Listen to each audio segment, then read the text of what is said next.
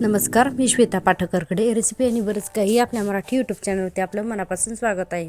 तर आज आपण तिसऱ्या मार्गशीर्ष महिन्यातील गुरुवारची थाळी याची रेसिपी पाहणार आहोत। पण त्यापूर्वी तुम्ही अजूनही चॅनलला सबस्क्राईब केलं नसेल तर प्लीज चॅनलला सबस्क्राईब करा। तर सगळ्यात पहिल्यांदा मी वरण भाताचा कुकर लावून घेते। तर त्यासाठी तुरीची डाळ मी स्वच्छ धुवून घेतलेली होती। तर कुकरच्या तळाशी पाणी घातल्यानंतर याच्यामध्ये मी तुरीच्या डाळीचा डबा ठेवलेला आहे। तर याच्यामध्ये हिंग घालते, थोडंसं तेल घालते, त्यामुळे साध्या वरणाची चव छान होते। वरती तांदूळ स्वच्छ धुवून ठेवलेले आहेत आणि त्याच्यावरती मी भाजीसाठी बटाटे उकडायला ठेवत आहे आणि कुकरला 4 शिट्ट्या काढून घेणार आहे। आता मी पुरीसाठी पीठ सुद्धा भिजवून ठेवलेलं आहे। पीठ सुरुवातीला भिजवलं म्हणजे पुऱ्या छान होतात। तर आता आपण गोडाचा पदार्थ अर्थातच आज आपण पायनॅपल फ्लेवरचा शिरा बनवणार आहोत। तर त्यासाठी कढईमध्ये मी 1 कप बारीक रवा घेतलेला आहे। तर रवा आपल्याला छान अगदी मंद गॅसवरती मस्त खरपूस सुगंध येईपर्यंत भाजून घ्यायचा आहे। तर याच्यामध्ये मी 4 चमचे साजूक तूप घातलेलं आहे। तुपावरती रवा छान मस्त वास येईपर्यंत भाजून घ्यायचा आहे। तर दुसऱ्या गॅसवरती मी दूध गरम करायला ठेवलेलं होतं। रवा छान खरपूस भाजून झाल्यानंतर याच्यामध्ये आपल्याला उकळतं दूध घालायचं आहे। तर हे पहा, या पद्धतीने मी गरमागरम दूध याच्यामध्ये घालते। यामुळे शिरा आपला अतिशय मऊ आणि मस्त होतो।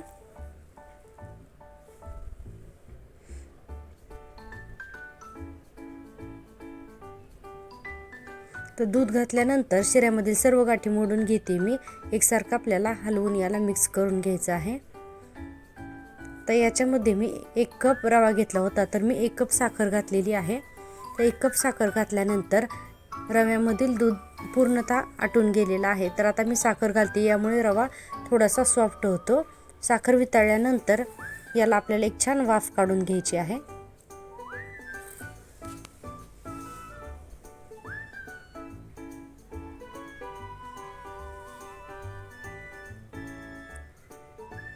तर शिऱ्याला छान वाफ काढून घेतलेली आहे। तर आता याच्यामध्ये मी काही ड्रायफ्रूट्स घालते आणि मी पायनॅपल इमल्शन घालते, तर ज्यामुळे शिऱ्याला रंग आणि पायनॅपल फ्लेवर असं दोन्ही सुद्धा येईल। तर अगदी 3 ते 4 थेंब मी पायनॅपल फ्लेवरचं इमल्शन घातलेलं होतं। तर तुम्ही पाहू शकता आपला रवा एकदम मस्त कलरफुल झालेला आहे। पुन्हा अगदी याला मी 1 मिनिटाची वाफ काढलेली आहे। वरून साजूक तूप घालते म्हणून अगदी मऊसूद मस्त असा नैवेद्यासाठी शिरा बनवून तयार आहे। तर हा शिरा मी खाली काढून घेते। तर हे पहा, आपला पायनॅपल फ्लेवरचा शिरा बनवून रेडी आहे। तर आता आपण पुढची कृती करूयात। तर सगळ्यात पहिल्यांदा आपल्याला एका मिक्सरच्या जारमध्ये हिरव्या मिरच्या आणि आल्याचे तुकडे हे मी मिक्सरवरती वाटून घेणार आहे। तर आज आपण उसळ आणि बटाट्याची भाजी करणार आहोत आणि कोबीची भजी, तर त्यामध्ये आपल्याला हे घालायचं आहे। तर त्यामुळे मी मिक्सरमध्ये सुरुवातीला आलं आणि हिरवी मिरची वाटून घेत आहे। तर आता याच मिक्सरच्या जारमध्ये आपल्याला चटणी सुद्धा बनवून घ्यायची आहे। तर त्यासाठी मी थोडेसे शेंगदाणे, सुकं खोबरं, हिरवे मिरचीचे तुकडे आणि आलं हे घेतलेलं आहे। त्याचबरोबर याच्यामध्ये चवीनुसार मी मीठ आणि साखर घालते। तर आपण चटणी बनवतोय त्यामुळे थोडंसं याच्यामध्ये पाणी घालून आपल्याला हे मिक्सरवरती छान वाटून घ्यायचं आहे। तर चटणी अगदी दाटसरच ठेवायची। तर चटणी छान वाटून झालेली आहे। आता ही मी एका वाटीमध्ये काढून घेते। तर आपली चटणी बनवून रेडी आहे। तर आज आता आपल्याला गाजराची कोशिंबीर बनवायची आहे। तर त्यासाठी मी 1 वाटी गाजर स्वच्छ धुवून खिसून घेतलेला आहे। तर गाजर खिसलेलं आहे, याच्यामध्ये साखर घालते अर्धा चमचा, मीठ घालते, मीठ आणि साखर घालून गाजर छान मिक्स करून घेते। आता याच्यामध्ये गरजेनुसार शेंगदाण्याचं कूट घालायचं आहे आणि याच्यामध्ये मी अर्ध्या लिंबाचा रस घालते। तुम्हाला हवा असल्यास तुम्ही घट्ट दही सुद्धा याच्यामध्ये घालू शकता। वरून कोथिंबीर घालायची आहे आणि आपली कोशिंबीर मस्त आपल्याला मिसळून घ्यायची आहे। तर आपली चटणी आणि कोशिंबीर दोन्ही सुद्धा रेडी आहे। तर आता आपल्याला उसळ बनवून घ्यायची आहे। तर त्यासाठी मी कढईमध्ये तेल गरम केलेलं आहे। तर आता फोडणीसाठी आपल्याला सुरुवातीला मोहरी 1 चमचा घालायची आहे, हिंग घालायचं आहे। मोहरी छान तडतडली आहे। आता मी हिंग घालते। 1 चमचा आलं आणि हिरवी मिरचीची पेस्ट घालते. ही पेस्ट अशी अगोदर करून ठेवल्यानंतर स्वयंपाक पटकन होतो. तर आलं आणि हिरवी मिरचीची पेस्ट तेलामध्ये छान मिक्स करून घेतल्यानंतर याच्यामध्ये मी कढीपत्त्याची पाने घालते. थोडीशी हळद सुद्धा घालायची आहे, पण हळद मी वरतून घालणार आहे. तर आता 1 वाटी मोड आलेले मूग घालते, याच्यामध्ये शेंगदाणे घालते आणि हळद घालते. शेंगदाणे घातल्यामुळे उसळीची चव अतिशय टेस्टी होते. 2 हिरव्या मिरच्या घातलेल्या आहेत मी. आता याला गरजेनुसार अगदी 2 ते 3 चमचे मी पाणी घातलेलं आहे. उसळ छान ढवळून घेतलेली आहे आणि याला मी अगदी 1 मिनिटाची वाफ देते, जेणेकरून मुगाचा कच्चेपणा दूर होतो आणि उसळ टेस्टी होते. तर 1 मिनिटानंतर अगदी 1 मिनिटाची वाफ आलेली आहे या उसळीला. तर छान हलवून घेते मी आणि आता याच्यामध्ये चवीनुसार मीठ आणि साखर घालायची आहे. उसळीला नेहमी शेवटीच मीठ घालावं, याच्यामुळे उसळ अशी मऊसूत पडत नाही, खाताना छान टेस्टी लागते. तर आता उसळ आपली आणखी मी 1 ते 2 मिनिट परतून खाली काढून घेणार आहे. वरून मी कोथिंबीर घालते. तर आपली नैवेद्यासाठीची उसळ तयार आहे. तर आता आपल्याला भाजी बनवून घ्यायची आहे. तर त्यासाठी मगाशी मी कुकरमध्ये उकडलेले बटाटे कुकरला लावून घेतलेले आहेत. तर आता बटाटे मी सोलून थंड करून घेतलेले आहेत. तेलामध्ये पुन्हा मी मोहरी आणि हिंग घातलेला आहे. आता आलं आणि हिरवी मिरचीची पेस्ट घालते.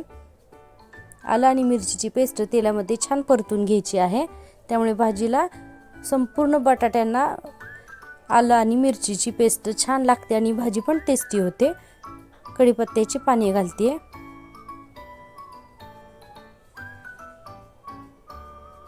हळद घालायची आहे थोडीशी.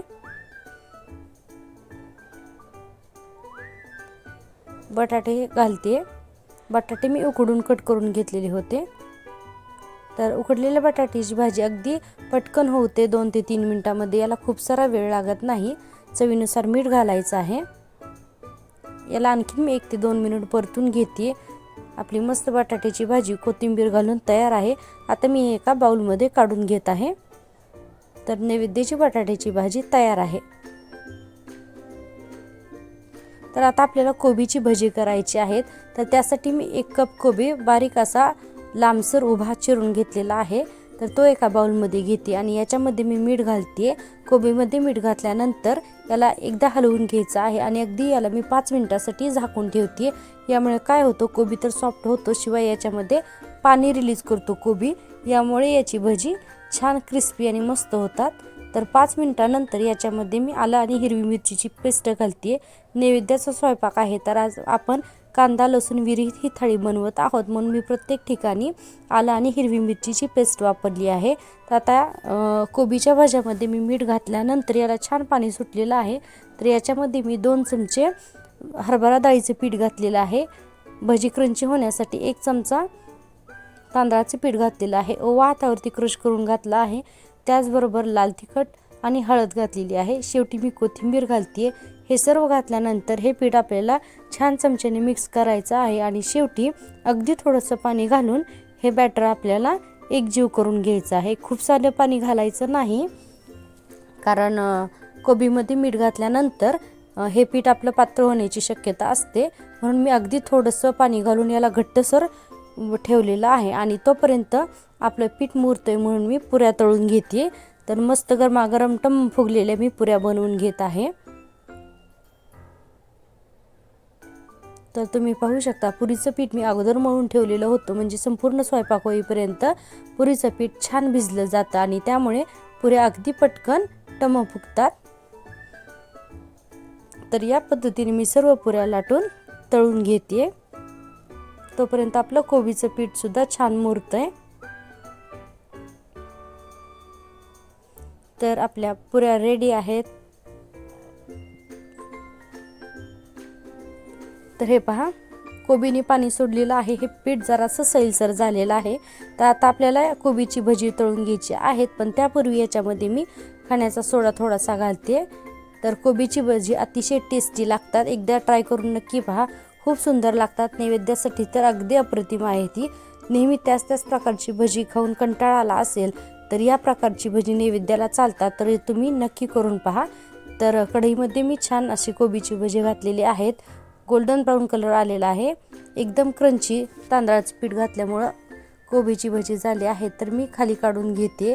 तर आता याच तेलामध्ये मी कुरवडी आणि पापडसुद्धा तळून घेणार आहे आणि आपल्या सर्व स्वयंपाक बनवून तयार आहे। तर नैवेद्याची थाळी मार्गशीर्ष महिन्यातील गुरुवारची नैवेद्याची थाळी रेडी आहे। तर ही रेसिपी तुम्हाला कशी वाटली, प्लीज चॅनलला लाईक आणि सबस्क्राईब करा।